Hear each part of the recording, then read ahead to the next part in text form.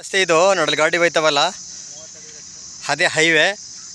ಅಲ್ಲಿ ಗಾಡಿಗಳೆಲ್ಲ ಹೋಯ್ತೈತೆ ನೋಡಿ. ಹೈವೇ ಒಂದು 100 ಮೀಟ್ರು ಮಳವಳ್ಳಿ ಟೌನ್ಗೆ ಹತ್ತಿರ ಇರುವಂಥ ಜಾಗ. ಹೈವೇಗೆ 100 ಮೀಟ್ರು ನೋಡಿ. ಅಲ್ಲಿ ವೆಹಿಕಲ್ ಎಲ್ಲ ಹೋಯ್ತವಲ್ಲ ಅದೇ ಹೈವೇ. ಇದೊಂದು ಚೈನ್ ರಸ್ತೆ. ಒಂದು 100 ಮೀಟ್ರ್ ಒಳಗಡೆ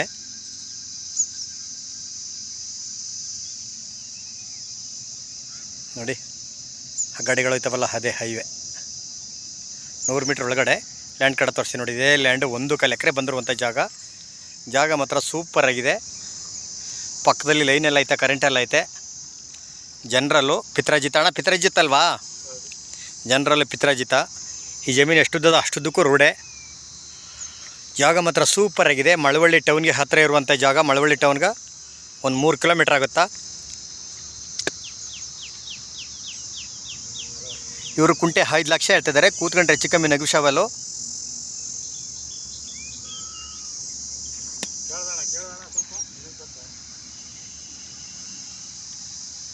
ನೋಡಿ ಈ ಹೈವೇಗೆ ಹತ್ತಿರ ಇರುವಂಥ ಜಾಗ. ಬರೀ ಒಂದು 100 ಮೀಟ್ರು ಹೈವೇಯಿಂದ ಲ್ಯಾಂಡ್ಗೆ. ಬೆಂಗಳೂರಿಂದ ಬರೀ 100 ಕಿಲೋಮೀಟ್ರು. ಮಳವಳ್ಳಿ ಟೌನಿಂದ ಬರೀ 3 ಕಿಲೋಮೀಟ್ರು. ಇವರು ಕುಂಟೆ 5 ಲಕ್ಷ ಹೇಳ್ತಿದ್ದಾರೆ. ಕೂತ್ಕೊಂಡ್ರೆ ಹೆಚ್ಚು ಕಮ್ಮಿ ನೆಗೋಷಿಯಬಲ್ ಆಗ್ಬೋದು. 1 ಎಕರೆ ಅಣ್ಣ, 1 ಎಕರೆ ಬಂದಿರುವಂಥ ಜಾಗ. ಆಮೇಲೆ ಒಳಗಡೆ ಹನಿ ನೀರಾವರಿ ಪೈಪ್ಲೈನೆಲ್ಲ ಆಗೈತೆ. 6 ತಿಂಗಳು ಕಂಟಿನ್ಯೂಸ್ ನೀರು ಗೌರ್ಮೆಂಟ್ ಸರ್ಕಾರದಿಂದ. ಈ ಜಮೀನು ಎಷ್ಟುದ್ದದ ಅಷ್ಟುದ್ದಕ್ಕೂ ರೋಡಿದೆ. ಲೀಗಲ್ ಡಾಕ್ಯುಮೆಂಟು, ಜನರಲ್ಲು, ಪಿತ್ರಾಜಿತ, ಯಾರ್ದೋ ಪರ್ಚೇಸ್ ಮಾಡಿಲ್ಲ, ಏನೆಲ್ಲ ರೈತರ ತಮ್ಮಿರುವಂಥ ಜಾಗ.